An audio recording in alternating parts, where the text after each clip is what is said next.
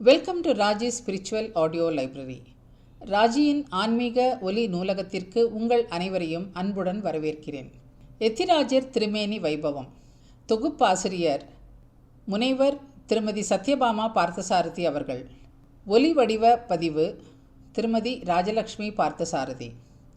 எத்திராஜர் திருமேனி வைபவம் பகுதி 4. பவிஷ்யதாச்சாரிய விக்கிரகம். எம்பெருமானாருடைய இந்த 3 திருமேனிகளை காட்டிலும் சிறப்பு வாய்ந்த மற்றொரு திருமேனி உண்டு. அதுதான் ஆழ்வார் திருநகரியில் அமைந்துள்ள பவிஷ்யதாச்சாரிய திருமேனி. பவிஷ்யதாச்சாரியர் என்றால் வருங்காலத்தில் அவதரிக்கப் போகிறவர் என்று பொருள். ஆழ்வார் ஆச்சாரியர்கள் எவருக்குமே அவர்களுடைய திரு அவதாரத்திற்கு பின்புதான் அர்ச்சாமூர்த்திகள் தோன்றின. ஆனால் எம்பெருமானாருக்கு அவர் அவதரிக்கும் முன்பே இந்த திருமேனி தோன்றியது ஒரு சிறப்பாகும். இதன் வரலாற்றை சற்று ஆராய்வோம். நம்மாழ்வார் பரமபதித்த பிற்பாடு அவருடைய சீடரான மதுரகவி ஆழ்வார் தாம் தினமும் கண்டு வணங்குவதற்காக ஆழ்வாருடைய அர்ச்சா திருமேனி ஒன்று வேண்டுமென்று ஆழ்வார் திருமுன்பு பிரார்த்தித்தார்.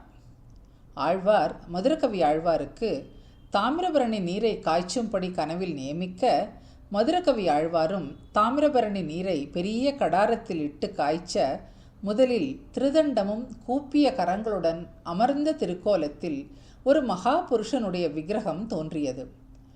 மதுரகவிகள் நம்மாழ்வாரிடம், இது தினந்தோறும் அடியேன் சேவித்து மகிழ்ந்த உமது திருமேனி அல்லவே என்று விண்ணப்பிக்க, நம்மாழ்வார் அவரிடம், இவர் பிற்காலத்தில் அவதரிக்கப் போகும் மகான் என்று கூறி அதை வாங்கி தன் திருவடிக்கருகில் வைத்துக்கொண்டு மீண்டும் தாமிரபரணி நீரை காய்ச்சும் என்று நியமிக்க, மதுரகவிகளும் அப்படியே செய்தார். அப்போது உபதேச முத்திரையுடன் பத்மாசனத்தில் அமர்ந்த திருக்கோலத்தில் ஒளி பொருந்திய ஆழ்வாருடைய விக்கிரகம் தோன்றி எழுந்தது. மதுரகவிகள் அந்த விக்கிரகத்தை பேர் அன்புடன் பெற்று வந்து திருப்புலியாழ்வார் அடியில் பிரதிஷ்டை பண்ணி வைத்தார். இந்த திருமேனியே ஆழ்வார் திருநகரியில் இன்றும் நாம் சேவிக்கும் நம்மாழ்வாருடைய திருமேனி ஆகும். முதலில் தோன்றிய அவதரிக்கப் போகும் மகானுடைய திருமேனியை நம்மாழ்வார் அருகிலேயே பிரதிஷ்டை பண்ணி வைத்தார். இந்த திருமேனியே பவிஷ்யதாச்சாரிய திருமேனி என்று வழங்கப்படுகிறது. ஆழ்வார்கள் காலத்திற்கு பின்னர் திவ்ய பிரபந்தங்களை கற்பவர்களும் ஓதுபவர்களும் குறைந்து போய் திவ்ய பிரபந்தங்கள் அனைத்தும் வழக்கத்திலிருந்து மறைந்துவிட்டன. சிதம்பரத்திற்கு அருகிலுள்ள காட்டுமன்னார் கோயில் என்ற திவ்ய க்ஷேத்திரத்தில் நாதமுனிகள் என்ற ஸ்ரீ வைஷ்ணவ ஆச்சாரியர் வாழ்ந்து வந்தார். அவர் அங்கு எழுந்தருளியிருக்கும் மன்னனார் திருவடிகளில் பெருமாள் உகக்கும்படியாக கைங்கரியங்கள் புரிந்து வந்தார். ஒரு நாள் மேல் நாட்டிலிருந்து வந்த சில ஸ்ரீ வைஷ்ணவர்கள் நம்மாழ்வார் அருளிச் செய்த திருவாய்மொழியில் ஒரு பதிகத்தை, ஆறாவமுதே என்ற திருவாய்மொழி, அதை பெருமாள் முன்பு சேவிக்கவே அதன் பொருட்சுவையில் மிகவும் ஈடுபட்ட நாதமுனிகள் திருவாய்மொழி முழுவதையும் கற்க ஆவல் கொண்டார். அதற்காக அவர் நம்மாழ்வாருடைய திருவவதார ஸ்தலமான ஆழ்வார் திருநகரிக்கு விடை கொண்டு அங்கிருந்தவர்களிடம் திருவாய்மொழியை அறிந்தவர்கள் எவரேனும் உளரோ என்று வினவினார். அப்போது மதுரகவி ஆழ்வாருடைய வம்சத்தில் உதித்தவரான பராங்குசதாசர் என்பவர் மதுரகவி ஆழ்வார் அருளிச் செய்த கண்ணினும் செருத்தாம்பு என்ற பிரபந்தத்தை அவருக்கு அளித்து அதை ஆழ்வார் திருமுன்பு அமர்ந்து 12,000 முறை சேவித்தால் ஆழ்வார் பிரத்யக்ஷமாவார் என்று கூறினார். பெரும் நிதி கிடைத்தாற்போல் அந்த பிரபந்தத்தை பெற்றுக்கொண்டு திருப்புலியாழ்வார் அடியிலுள்ள ஆழ்வார் திருமுன்பு அமர்ந்து ஒரே சிந்தையுடன் 12,000 முறை சேவிக்க, அப்போது நம்மாழ்வார் யோகதசையில் நாதமுனிகளுக்கு சேவை சாதித்து திருவாய்மொழியையும் மற்றும் உள்ள திவ்ய பிரபந்தங்களையும் அவற்றின் அர்த்தங்களோடு அருளிச் செய்தார் என்ற சரித்திரத்தை நாம் குரு பரம்பரையின் மூலம் அறிகிறோம். பவிஷ்யதாச்சாரிய திருமேனியின் ஆவிர்பாவம்.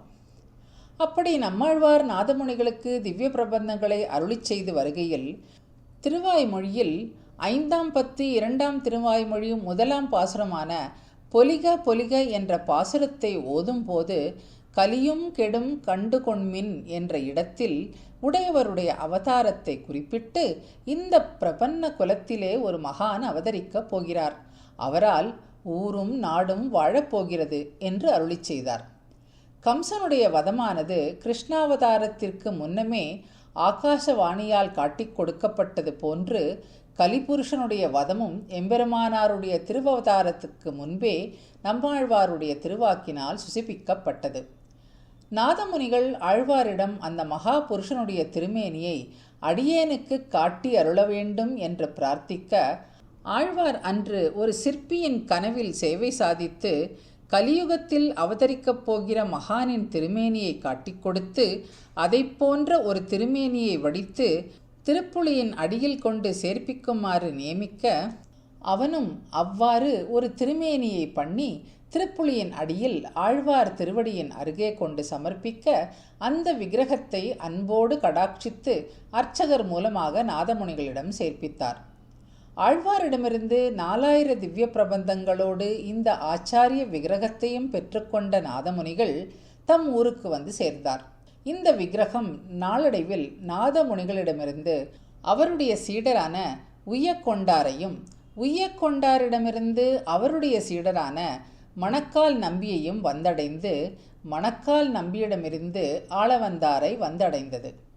ஆளவந்தார் இந்த விக்கிரகத்தை தமது திருவாராதனத்தில் மற்ற பெருமாள் திருமேனியுடன் கூட எழுந்துருளப் பண்ணி தினமும் வணங்கி வந்தார். ஆளவந்தாரும் அவருடைய சீடர்களும் இந்த ஆச்சாரிய விக்கிரகத்தை தினமும் சேவித்து வந்தார்கள். ஆளவந்தார் கண்டறிந்த பவிஷதாச்சாரியர். ஆளவந்தார் தமக்கு பின்னர் இந்த சம்பிரதாயத்தை செவ்வனே நடத்தி செல்பவர் யார் என்று சிந்தித்தவாறு இருந்தார். அப்போது காஞ்சிபுரத்திலிருந்து வருகை தந்த ஸ்ரீ வைஷ்ணவர்கள் மூலம் இளையாழ்வாரை பற்றி கேள்விப்பட்டு, ராமானுஜருக்கு அப்போதிருந்த திருநாமம் இளையாழ்வார் என்பது, அவரை காண்பதற்காக தம் சீடர்களுடன் காஞ்சிபுரம் எழுந்தருளினார். அங்கு தேவப்பெருமாள் திருத்தொண்டில் தன்னை அர்ப்பணித்து வாழ்ந்து வந்த திருக்கச்சி நம்பியை சந்தித்தார். அவரை அழைத்து கொண்டு தேவப்பெருமாள் சன்னதிக்கு சென்று மங்களாசாசனம் செய்துவிட்டு பிரதட்சிணமாக எழுந்தருளும் போது இளையாழ்வார் கல்வி பயிலும் யாதவ பிரகாசர் கோஷ்டியை கண்டருளினார். அருகில் இருந்த திருக்கச்சி நம்பியை நோக்கி, இக்கோஷ்டியில் இளையாழ்வார் யார் என்று கேட்க, நம்பியும் அதோ ஆஜானு பாகுவாய் சிவந்த மேனியராய் நடுவே வருபவர்தான் இளையாழ்வார் என்று சுட்டிக்காட்ட, ஆளவந்தார் அவரை உற்று நோக்கி, பவிஷ்யதாச்சாரியராக தம் முன்னோர்களால் தம்மிடம் ஒப்படைக்கப்பட்ட திருமேனியின் லட்சணங்கள் அனைத்தும் இவருடன் ஒத்திருப்பதை உணர்ந்து அவரே இவர் என்று அறிந்து கொண்டார். அவரை குளிர கடாட்சித்து, ஆம் முதல்வன் இவன் என்று மங்களாசாசனம் செய்து உடனே வரம் தரும் மாமணி வண்ணனான வரதனிடம் இவரையே தரிசனத்திற்கு பிரவர்த்தகராக அருள வேண்டும் என்று பிரார்த்தித்து ஊர் திரும்பினார். இப்படி நம்மாழ்வாரால் சுசிப்பிக்கப்பட்ட ராமானுஜருடைய திருவவதாரம் ஆளவந்தாரால் கண்டுணரப்பட்டது. திருக்கோட்டியூர் நம்பி உணர்ந்தது. ஆளவந்தாருக்கு பிறகு பவிஷதாச்சாரிய விக்கிரகம் திருக்கோஷ்டியூர் நம்பிகளிடம் வந்து சேர்ந்தது. எம்பெருமானார் திருக்கோஷ்டியூர் நம்பியிடம் பலமுறை சென்று துவண்டு கற்ற இரகசியார்த்தங்களை எவருக்கும் வெளியிடலாகாது என்ற ஆச்சாரியனுடைய ஆணையையும் மீறி ஆசையுடையோர்க்கெல்லாம் வாருங்கோள் என்று அழைத்து அவ்வர்த்தங்களை அவர்களுக்கு தெற்காழ்வான் சன்னதியில் ஓர் ஏகாந்த ஸ்தலத்தில் உபதேசித்தார் என்ற குரு பரம்பரை வரலாறு அனைவரும் அறிந்ததொன்று. இந்த விஷயத்தை கேள்விப்பட்ட திருக்கோஷ்டியூர் நம்பிகள் எம்பெருமானார் மீது கடுங்கோபம் கொண்ட போதிலும் ராமானுஜருடைய பரந்த மனப்பான்மையை நினைத்து வியந்தார். அவருக்கு தம்முடைய திருவாராதனத்தில் இருந்த பவிஷ்யதாச்சாரிய விக்கிரகத்தின் நினைவு வந்தது. அவரை உற்று நோக்கி தம்மிடமிருந்த அந்த விக்கிரகத்தின் லட்சணங்கள் ராமானுஜரிடத்தில் பொருந்தியிருப்பதை உணர்ந்தார். ராமானுஜரை அணைத்து கொண்டு ஆவரோ நீர் என்று அதிசயித்தார் என்ற விஷயத்தை சரமோபாயர் நிர்ணயம் என்ற நூல் குறிப்பிடுகிறது. இவ்வாறாக திருக்கோட்டியூர் நம்பியும் ஆழ்வார் திருவுள்ளத்தால் பவிஷ்யதாச்சாரியராக அபிமானிக்கப்பட்ட புருஷர் ராமானுஜர்தான் என்று அறிந்து கொண்டார். ஆயினும் அக்காலங்களில் இருந்த கட்டுப்பாட்டினால் ஆச்சாரிய புருஷர்கள் தாங்கள் உணர்ந்து கொண்ட சில சூக்ஷ்மமான விஷயங்களை வெளியே விடாது இரகசியமாகவே பாதுகாத்து வந்தனர். பின்னர் இந்த விக்கிரகம் திருக்கோட்டியூர் நம்பிகள் திருமாளிகையிலிருந்து மறைந்துவிட்டது என்று பெரியோர்களால் வாய்வழியாக கூறப்படுகிறது. இதில் மாற்று கருத்துக்களும் உண்டு. திருக்கோயில்களுக்கு நேர்ந்த ஆபத்து. கிபி 1323 நிகழ்ந்த முகமதியர் படையெடுப்பின் விளைவாக தென்னகத்தில் உள்ள கோவில்கள் எல்லாம் மிகவும் பாதிக்கப்பட்டன.